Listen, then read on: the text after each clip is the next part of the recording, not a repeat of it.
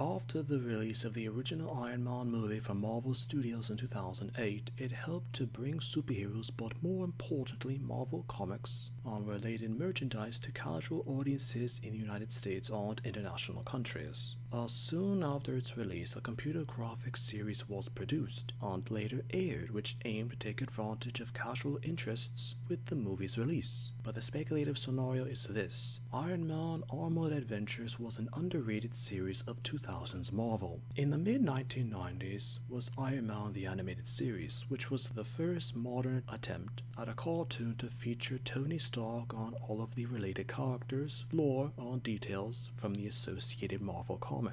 But the development of the series was tumultuous. As a result, the series only lasted for 2 seasons, but would leave a lasting impression on viewers for what could have been and what should have been considered a cartoon for producers as to how complicated it was to adapt the Iron Man comics for a television-based format. Before the series' release, producers and screenwriters decided to interpret the comics differently than the staff with the animated series, because those involved with the development didn't want another failure. Taking references from the Ultimate Spider-Man imprint of the time, it was decided to have Tony Stark depicted as a teenager, and his supporting cast to be of the same age. It was comic stories that would be adapted for a teenager's point of view, and it was hoped that it would make viewers come to watch the series and to have a different interpretation from the source material. When the series premiered, it received mixed receptions from audiences due to the very premise of it being different from the animated series of the 1990s and the movie that was released just a short time previously. While producers of the series attempted to defend their actions by mentioning that the cartoon was a fresh take on the Iron Man lore, they misunderstood the casual aspect of audiences that wanted to see something similar to the movie